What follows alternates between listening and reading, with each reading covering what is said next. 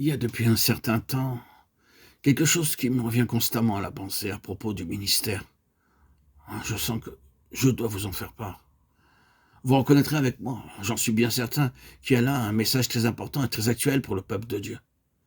Il s'agit de la responsabilité et du privilège qu'entraîne pour nous l'attitude que nous avons prise dans le témoignage du Seigneur.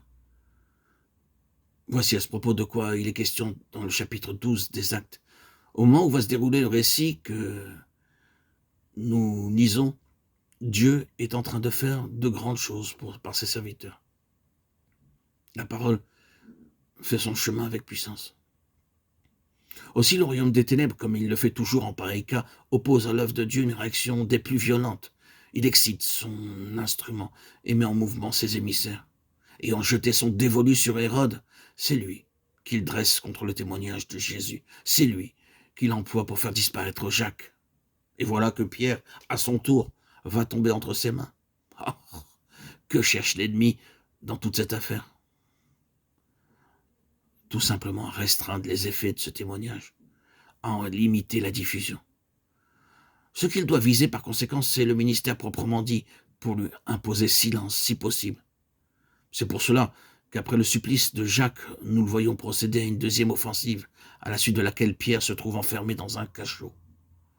L'apôtre est donc là, chargé de chaînes et dûment surveillé par 2 soldats, pour ne rien dire de tout ce qui barre encore le chemin après les soldats entre lui et la liberté.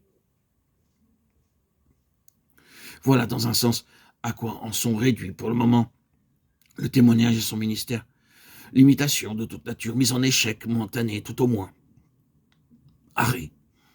Puis, c'est la réaction de Dieu. Et bientôt, la situation va se redresser. Il est toujours réconfortant au suprême degré de voir l'initiative venir du trône et la souveraineté divine entrer en action. C'est une de ces réactions de Dieu que nous avons ici. En face de cette situation, Dieu réagit dans 2 sens différents. En tout premier lieu, par un mouvement du Saint-Esprit au sein de l'Assemblée. Et c'est là, pour nous, un des aspects les plus importants du problème. Par le Saint-Esprit, Dieu réagit au sein même de son peuple, de son Église, sous la pression de l'Esprit. On se réunit pour prier. Et c'est un vrai spectacle que celui de cette assemblée qui s'unit comme un seul homme pour jeter à Dieu sa supplication. La situation peut se traduire de la façon suivante. Seigneur, les hommes ont porté atteinte à ce témoignage, et le ministère de ce témoignage est mis en échec.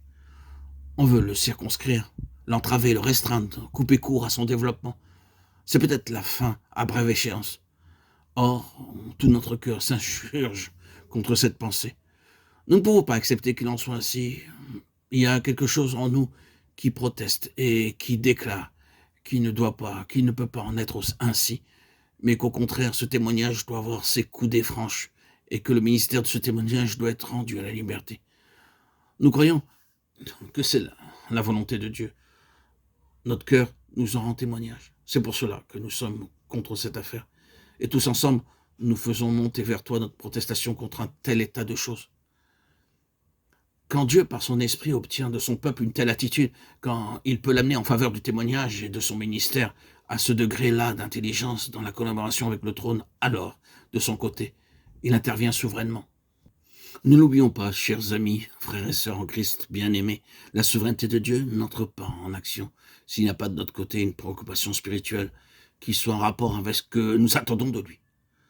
Combien de fois, en face d'une situation difficile, ne nous contentons-nous pas d'une de ces invocations à bon marché, comme si nous demandions à Dieu de nous rendre un service, attendant tranquillement que sa souveraineté veuille bien se mettre en mouvement?